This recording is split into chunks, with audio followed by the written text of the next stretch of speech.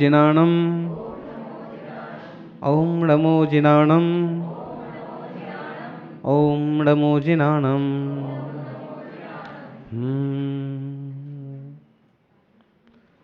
शरणं शरणं सिद्धप्पा स्वामी शरणं सिद्धप्पा।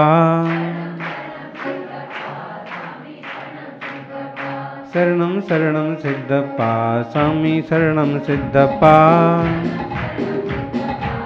शरणं शरणं सिद्धप्पा स्वामी शरणं सिद्धप्पा। शरणं शरणं सिद्धप्पा स्वामी शरणं सिद्धप्पा। कम्म विमुक्ता सिद्धप्पा स्वामी शरणं सिद्धप्पा। कम्म विमुक्ता सिद्धप्पा स्वामी शरणं सिद्धप्पा।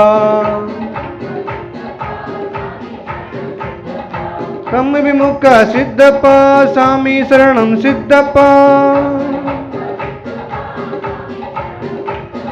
शरणं शरणं सिद्धप्पा स्वामी शरणं सिद्धप्पा।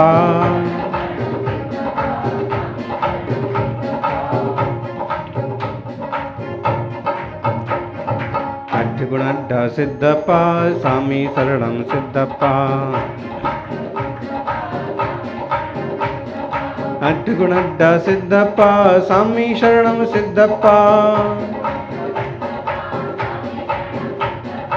अट्ठगुणड्ढा सिद्धप्पा स्वामी शरणं सिद्धप्पा।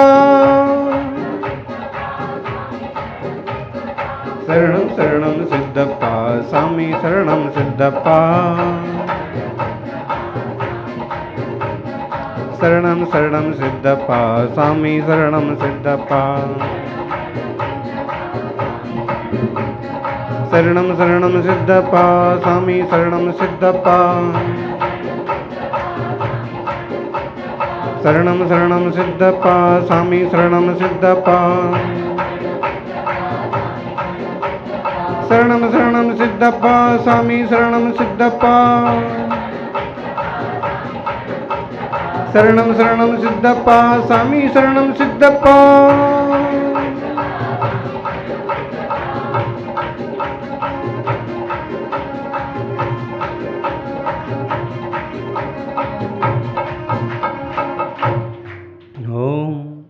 अनंतानंद सिद्ध परमेष्ठी भगवान की वर्तमान जिन शासन नायक वर्धमान महावीर भगवान की। आचार्य श्री आदि सागर जी महाराज की। आचार्य श्री महावीर कीर्ति जी महाराज की। तपस्वी सम्राट गुरुदेव आचार्य श्री सन्मति सागर जी परम पूज्य आचार्य श्री सुनील सागर जी महाराज की जय।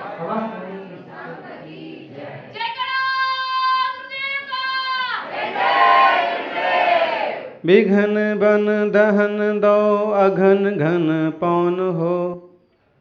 सघन गुण रास के बास को भौन हो। शिवतीय वश करन मोहिनी मंत्र हो।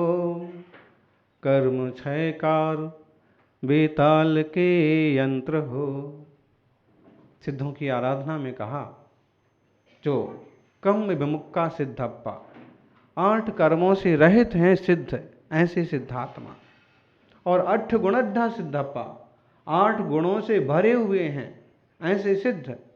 उनकी स्तुति में जयमाला में तीसरी पूजा में कहते हैं विघन बन दहन दो अघन घन पौन हो। विघ्न रूपी आग को बुझाने के लिए हे भगवान आप श्रेष्ठ वायु के समान हैं। सघन गुण रास के बास को भौन हो।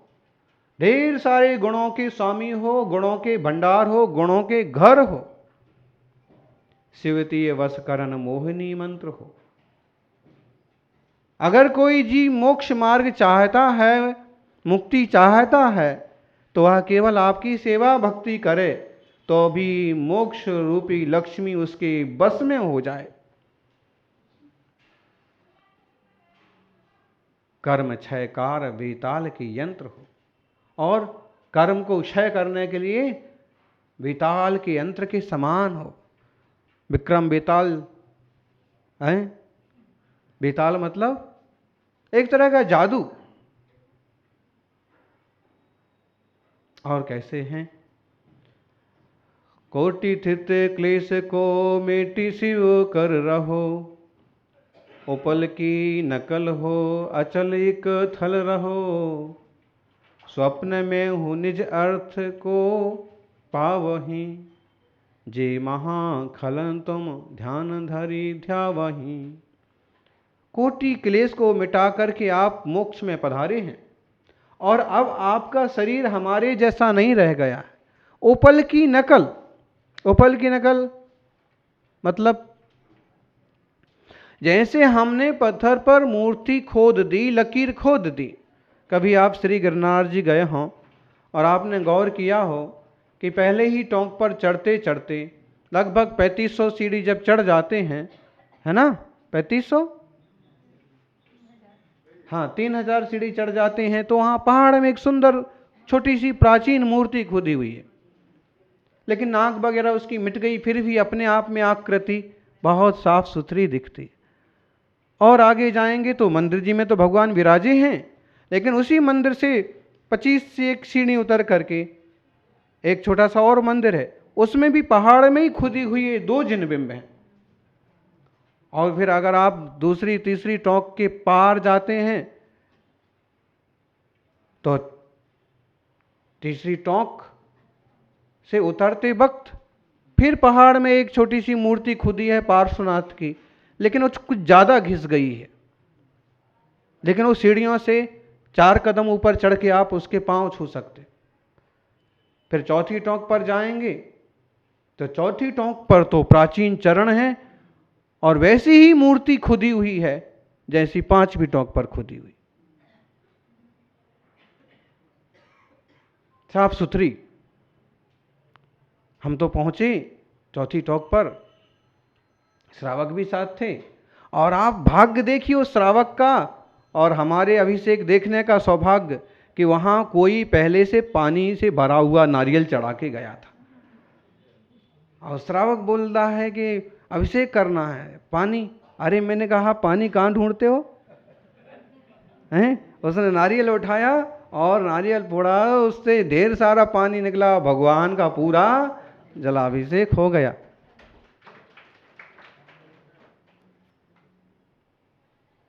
ऐसे खुदी हुई है मूर्ति। मूर्ति इतनी प्राचीन मालूम पड़ती है कि जैसे समंत्रभद्र स्वामी ने अपने स्वयंभू स्त्रोत में लिखा है कि इंद्र ने तब चरण खोद दिए थे, इंद्र ने तब मूर्ति खोद दी थी। तो ऐसे लगता है कि कहीं तभी की मूर्ति तो नहीं है जब नेमिनाथ भगवान मोक्ष पधारे थे। हमें कहना यह है कि पत्थर से खोदी गई वो मूर्ति ना तब छोटी से बड़ी हुई और ना तब से लेकर अब छोटी से बड़ी हुई, वो तो जैसी उकेर दी गई वैसी उकर गई। इसको थोड़ा और सुधार के पढ़ें या बोलें तो जैसे हमने रेखाओं से एक आकार खींच दिया, वैसे ही एक शुद्ध आकार वाले सिद्ध भगवान हैं। उपल की नकल, शुद्ध आत्म प्रदेश हैं, पोले नहीं हैं वो। हम समझते हैं हम पोले नहीं हैं, हम ठोस हैं, भगवान पोले हैं। मंदिर में सिद्धों की मूर्ति कैसे बनाते पंडित जी? देखिए, पता नहीं किन पंडित जी ने ऐसा चालू किया कि पोला आकार बना दिया और कह दिया ये सिद्ध भगवान।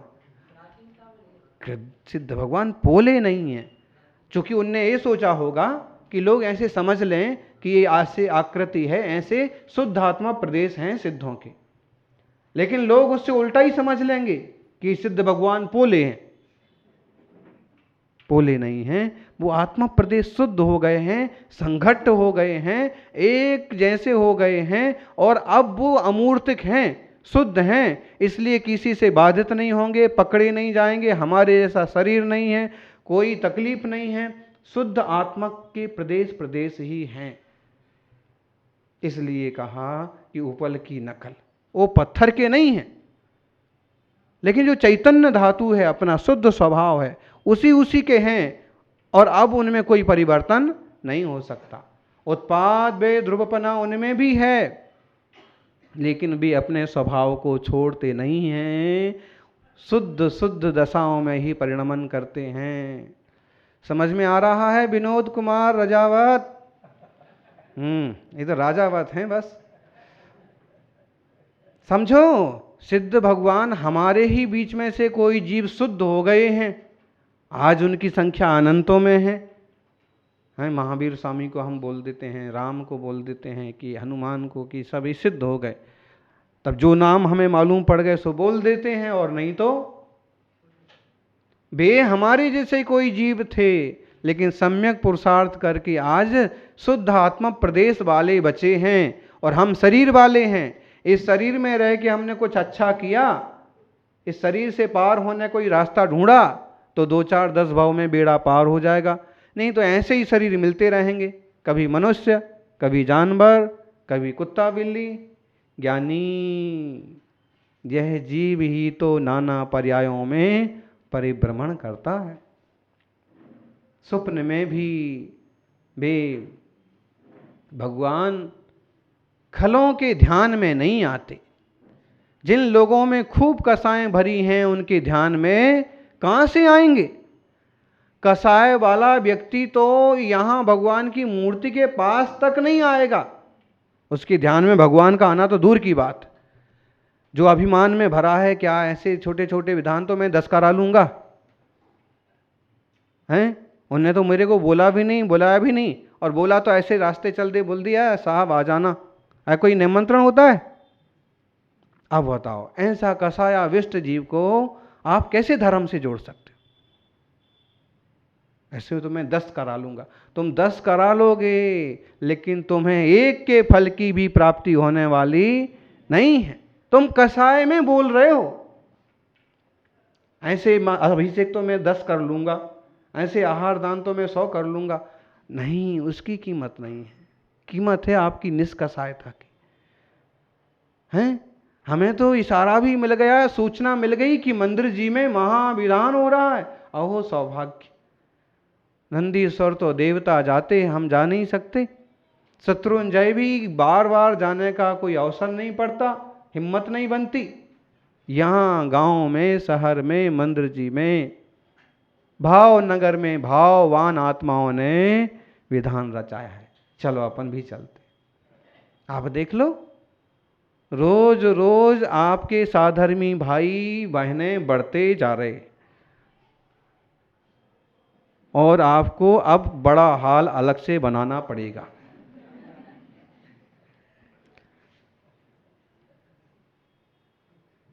धर्म की प्यास तो सबको ही है। अच्छे निमित्त मिल जाएं, अच्छे संयोग मिल जाएं, और उसमें भी कोई टीका देने वाला मिल जाए कि पधारो, तुम जरूर आना, एक दिन जरूर आना, एक पूजा में जरूर बैठना।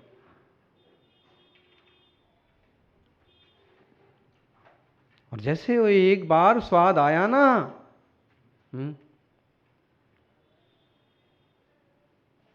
गांव के आदमी ने गुड़ के अलावा कुछ खाया नहीं था, और उसका दोस्त ले गया अपनी शादी में, और जब उसको आइसक्रीम खिलाएं, मिठाई खिलाएं, तो खाने को तैयार नहीं होता। कहता है कि ना, पता नहीं क्या है, हैं? काजू कतली खिलाएं तो कहता है पता नहीं ये क्या है, कैसे खाया जाता है। लेकिन दोस्त कहता है कि खा, मिठाई है, मजा आएगा। उसने कहा मिठाई तो गुड़ होती है। जेब में रखा था, डेला निकाल के देखा, ये मिठाई है। अरे भाई, ये मिठाई है, लेकिन ये बहुत सादी मिठाई है, क्योंकि गुड़ बहुत गुणवान चीज है, दूसरी मिठाइयों से भी उसके गुण ज्यादा हैं। फिर भी दुनिया में मिठाई को मिठाई ही कहते हैं, और गुड़ को गुड़ ही कहते हैं। तैयार नहीं होता। लेकिन जैसे उसने कहा, जबरदस्ती मुंह में उठा करके एक इमरती घुसा दी। हैं? जलेबी देख करके, इमरती देख करके पहले तो उसको थोड़ी घिन आई। बोले गांव में सुबह सुबह हम जब खेत में जाते हैं तब ऐसा बनता है।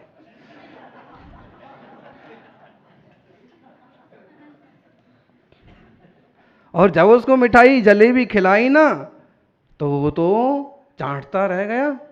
और फिर रसगुल्ला खिलाया तो चाटता रह गया, खाता रह गया। ऐसे ही कभी किसी जीव के भाग्य का उदय आए और कोई सच्चा मित्र मिल जाए और जिनालय में ला करके एक बार भक्ति का रसगुल्ला, आरती की जलेबी खिला दे तो बार बार आना चालू हो जाए। सज्जनों, आपके जाप बिन पाप सब भेट ही, पाप की ताप को पाप कब मेटहि, संत निज दास की आस पूरी करो, जगत से काढ़ निज चरण में ले धर। आपके जाप के बिना सब पाप आ जाते हैं और पापों से कोई पापों का नाश होता नहीं है। पापों से तो पाप ही आएंगे ना। पापियों की संगति से आप पापी ही बन पाएंगे, पुण्यात्मा नहीं बन पाएंगे। पुण्यात्मा बनना है तो ज्ञानी आत्मा हो, पुण्यात्मा बनना है तो ज्ञानी की संगति करो। कौन है ज्ञानी?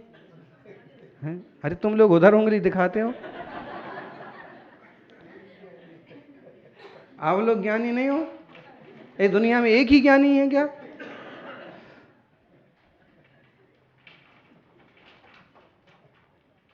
ज्ञानी की संगति कर तो ज्ञान आता है।